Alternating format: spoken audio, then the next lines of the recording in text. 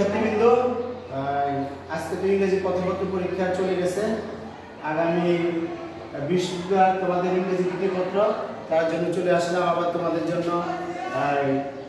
আমাদের যে changing sentence 10 mark থাকে, এর মধ্যে একটা আইটেম হচ্ছে সিম্পল কমপ্লেক্স কম্পাউন্ড। আমরা সংস্কৃতে গঠন সহ 3 ভাগে ভাগ করি, সিম্পল কমপ্লেক্স কম্পাউন্ড।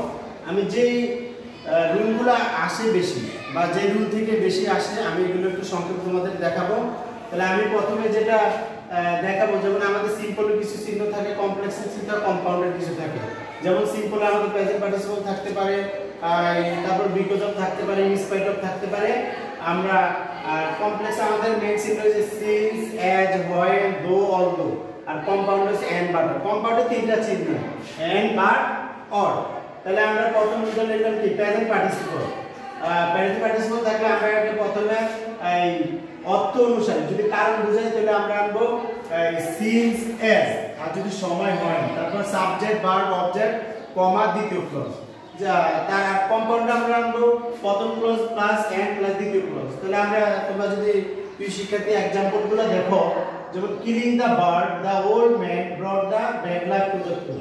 অর্থাৎ তোমরা বলতে প্রেজেন্ট পার্টিসিপল যে মূল ভার্বের প্রেজেন্ট ভার্বের সাথে আইএনজি। যে আমরা যদি তাহলে এটা কি হলো, কারণ। পাখিটা হত্যা করার কারণে তাদের উপর খারাপ প্রভাব আসলো। As the old man kill the bird he brought bad luck to the tree. তারপর প্রথম ক্লজ প্লাস এন্ড দ্বিতীয় clause, the old man kill the bird and brought bad luck. তারপর আসো দ্বিতীয়টাতে by plus without plus V one plus ING যদি থাকে তাহলে আমরা কি করব? এই যে আমরা এই অনুযায়ী আমরা এটা পরিবর্তন করব। উদাহরণগুলো দেখো, by working hard he can prosper in life, if you work hard you can prosper in life. আর আমরা এটা নিয়ে কম্পাউন্ড করার সময় আমরা প্রথম অংশটা কি করব? এটাকে আমরা ইম্পার্টিট করব। এটা সেন্টেন্সটাকে আমরা ইম্পার্টিট করব কম্পাউন্ডে। তাহলে work hard and you can prosper in life. আর যদি আমি এটাকে লিখি উইদাউট লিখি, যদি আমি লিখতাম without working hard you can't prosper in life, তাহলে আমি লিখতাম if you do not work hard. এখন সাবজেক্ট ইউ আছে এই জন্য ইউ আনছি। সাবজেক্ট ইউ না থাকলে অন্য সাবজেক্ট থাকলে দ্বিতীয় ক্লজে থাকলে আমরা ওইটা আনতাম। তাহলে if you do not work hard you can't prosper in life. আর আমরা লিখতাম ওয়ার্ক হার্ড অর। তাহলে আমার চলে গেল কি অর, আর বাট বাকি রইল। তাহলে আমার অর আর কোনো জায়গায় বসবে না। এখানে without complex if you do not আর থাকলে আমরা কম্পাউন্ডে ইম্পারেটিভ সেন্টেন্স অর এরপরে দ্বিতীয় ক্লজটা লিখব।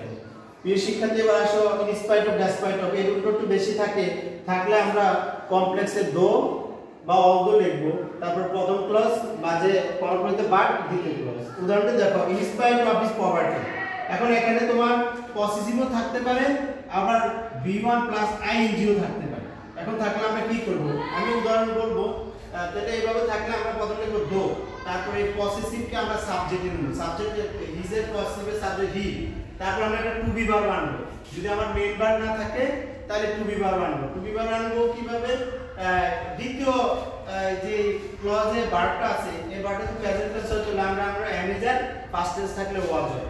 এইজন্য though he is poor, comma he is honest. আর আমি he is honest but poor. যদি একই সাবজেক্ট ভার্ব হয় তাহলে দ্বিতীয়টাতে সাবজেক্ট ভার্ব লিখতে হবে না, আমরা বাট লিখলে হবে। তাহলে আমাদের চলে গেল কি, বাটও চলে গেল, অরও চলে গেল। তাহলে রইল কি এন্ড। তাহলে কম্পাউন্ড আর বাকি সব ক্ষেত্রে এন্ড বসবে। এবার আসো টু ডট ডট টু যদি থাকে আমরা এটাকে করার সময় সাবজেক্ট প্লাস ভার্ব ঠিক থাকবে। সো প্লাস অ্যাডজেক্টিভ পদতে অ্যাডজেক্টিভ প্লাস টু পরিবর্তে দেয়া subject may oblique can oblique could oblique might plus not. অর্থাৎ এটার উপরে আমরা নট লাগাবো যেটা আমাদের আসে। এখন প্রেজেন্ট টেন্স হলে আমরা মে বা ক্যান, আর পাস্ট টেন্স হলে কুড বা মাইট, তারপর নট টু এর পর অংশ। আর কম্পাউন্ডে আমরা সাবজেক্ট প্লাস ভার্ব এন্ড যদি আমার সো থাকে বা টু থাকে যেটাতে করব আমি ভেরি লিখবো, অ্যাডজেক্টিভ লিখবো। আর আমার যদি এটা কমপ্লেক্স থেকে করতে বলে তাহলে দ্যাট এর পরিবর্তে এন্ড, আর যদি সিম্পল থেকে করতে বলে টু এর পরিবর্তে এন্ড।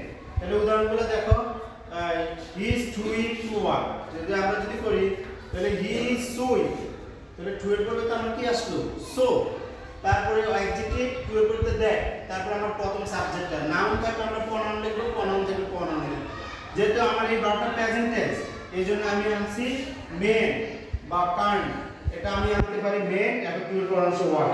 তারপরে হি ইজ ভেরি উইক, আমার টু এর পরিবর্তে আসবে ভেরি। আর যদি এখানে আমার কমপ্লেক্স থেকে বলতে বলে তাহলে সো এর পরিবর্তে আসবে ভেরি, তারপরে অ্যাডজেক্টিভ, তারপরে এখানে টু থাকলে টু এর পরিবর্তে এন্ড, আর যদি এটা থেকে করতে বলে তাহলে আমার এই দ্যাট এর পরিবর্তে এন্ড, তারপরে প্রথম সাবজেক্ট ওই অনুযায়ী তো কান্ট অথবা কুডেন্ট মেন্ট আমরা লিখব। এটা হলো আমাদের একটা তারপরে আমাদের আসতে পারে টু, যদি টু থাকে, আমি আসলে সময় তো কম, আমি শুধু ইয়াগুলা করব। এই তারপরে যদি আমার টু এর থাকে, দুইটা সেন্টেন্সের মাঝে টু থাকে, তাহলে আমি কি করব, এটাকে এটা লিখব সো দ্যাট, আর আমরা এখানে লিখব এন্ড। তাহলে আমি একটা উদাহরণ দিলাম, যেমন he works hard to shine in life, সে পরিশ্রম work to shine in life. এখন আমি যদি এটাকে কমপ্লেক্সে করি তাহলে আমার কমপ্লেক্স কি হবে, কমপ্লেক্স হলো he works hard so that, to এর পরিবর্তে তাহলে আমার কি আসলো, সো দ্যাট আসলো, টু এর পরিবর্তে আমি সো দ্যাট লিখবো, সো দ্যাট। আবার প্রথম সাবজেক্ট হি, তাহলে আমার এটা কি প্রেজেন্ট টেন্স, তাহলে আসবে ক্যান, এখানে আর নেগেটিভ আসবে না, he can shine in life, he can shine in life. আর যদি আমি এটাকে কম্পাউন্ড করি তাহলে সো দ্যাট এর জায়গায় কম্পাউন্ডে তোমরা সো এর জায়গায় এন্ড লিখবা, এই এতটুকু পরিবর্তন হবে, এটা একটু খেয়াল রাখবা, তাহলে তোমাদের জিনিসগুলো আরো ইজি হয়ে যাবে। আমি আরেকটা একটু যেগুলো আমার এক্সেপশনাল কিছু নিয়ম আছে আমি একটু উদাহরণ দিয়ে তোমাদের দেখাই। যেমন আমরা যদি সিম্পলে লিখি I saw a bird flying, এখন এটাকে আমি যখন কমপ্লেক্স করব, কমপ্লেক্স করার সময় আমার সাবজেক্ট বার্ড অবজেক্ট ঠিক থাকবে, এটা কোনো পরিবর্তন হবে না। যেমন I saw a bird, কারণ প্রিয় শিক্ষার্থীরা এখানে আমরা একটা রিলেটিভ প্রনাউন আনতে হবে। এখন রিলেটিভ প্রনাউন তোমরা জানো, যেমন হু আছে, হুইচ আছে, হোয়ার আছে, আবার দ্যাট ক্লজ আছে।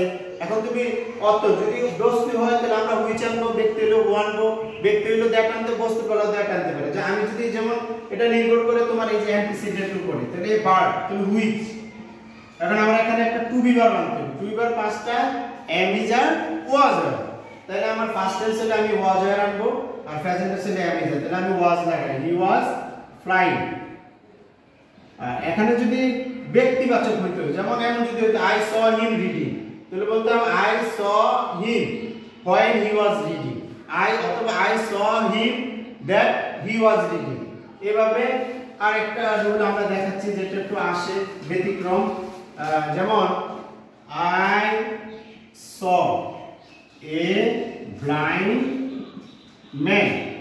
আমি যদি এটা কমপ্লেক্স করি, কমপ্লেক্স করার সময় আমি সাবজেক্ট প্রথমে আসবে আই স এ, তারপর নাউনটা আসবে ম্যান।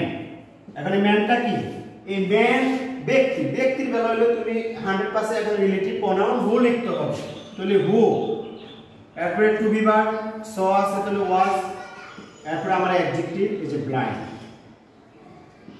আর আমি যদি এটা কম্পাউন্ড করি I saw a man and he was, আমি তাহলে এই এন্ড আমরা কম্পাউন্ড করলে এন্ড যুক্ত। আমি তো বলছি ওই যে ইনস্পাইটে থাকলে আমার যাবে বাট, আর দো বলতে থাকলে বাট হবে এই একটা কম্পাউন্ডে, আর বাকি সব থেকে তাহলে এন্ড আমরা এটা লিখবো হি ওয়াজ ব্লাইন্ড, এটা আমরা কম্পাউন্ডে লিখব। কম্পাউন্ডে সহজে I saw a man and he was blind, এভাবে লিখতে হবে। এভাবে লিখে আমরা এগুলো আমরা কমপ্লিট করতে পারি। তো শিক্ষার্থী আসলে যে এগুলো দেখালাম অল্প সময়ে, তোমাদের আমি আশা করি 6 টু ইন্টারমিডিয়েট পর্যন্ত সিম্পল কমপ্লেক্স এগুলো একটু ভুল বেশি করে তোমরা অবশ্যই চেষ্টা করবে আগে আইডেন্টিফাই করতে। তোমার সামনে দেওয়া থাকবে কি করবা, কিন্তু যে সেন্টেন্সটা দেওয়া থাকবে ওই সেন্টেন্সটা কিন্তু তুমি আইডেন্টিফাই করতে হবে, সিম্পল আছে না কমপ্লেক্স আছে না কম্পাউন্ড আছে। কমপক্ষে 5টা সিম্পল কমপ্লেক্স কম্পাউন্ড থাকে, এটা তোমরা খেয়াল করবা, খেয়াল করে লিখবা। আশা করি তোমরা অবশ্যই পরীক্ষা ভালোভাবে অ্যান্সার দিতে পারবা। যে রুলগুলো লেখেছে আশা করি এখান থেকে তোমরা কমপক্ষে 4টা পাইবা। তাই প্রিয় শিক্ষার্থী, তোমাদের পরীক্ষা ভালো হোক। আমি পরবর্তী একটা ক্লাস অন্যান্য গামারগুলো নিয়ে এই যে বন্ধের একদিন আছে, বন্ধের ভিতরে এগুলো আপডেট অবশ্যই পাবা। তোমরা অবশ্যই চ্যানেলটা লাইক কমেন্ট শেয়ার করবা এবং পাশে থাকবা। আল্লাহ হাফেজ।